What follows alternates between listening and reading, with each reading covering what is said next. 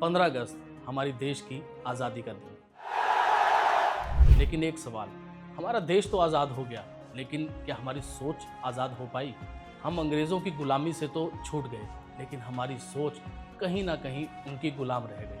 हम अपनी ही जड़ों से दूर होते गए, अपनी ही भाषा को हमने गंवारपंथी कहना शुरू कर दिया, अपने ही रीति रिवाज हमें ओल्ड फैशन लगने लगे और अपने ही पूर्वजों का ज्ञान हमें अंधविश्वास लगने लगा। भारत ये सिर्फ एक देश नहीं, एक सिविलाइजेशन है जहाँ जीवन का हर हिस्सा वेदों के ज्ञान के साथ जुड़ा हुआ था। ज्योतिष, वास्तु, आयुर्वेद ये जीवन जीने का एक तरीका था जो हमें सिखाता था कि कैसे हम अपने जीवन को ब्रह्मांड की ऊर्जा के साथ अलाइन कर सकते हैं। लेकिन फिर वक्त बदला, मुगल आए,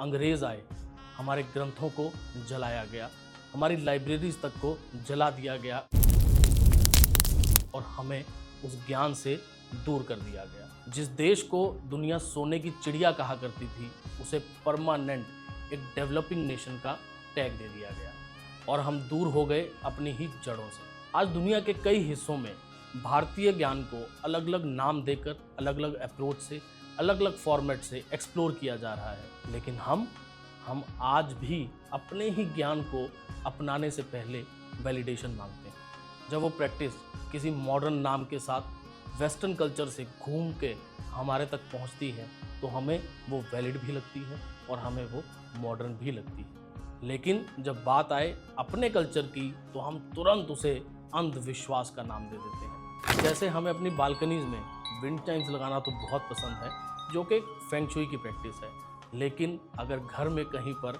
आपको वास्तु का कोई रेमेडी लगा हुआ दिखे तो हमें लगता है कि ये क्या अंधविश्वास है, ये क्या बेवकूफ़ी है। तो अपने ज्ञान की कदर करना हमें सीखना चाहिए। तो अब सवाल ये है, क्या हम तैयार हैं अपनी रूट्स को वापस अपनाने के लिए?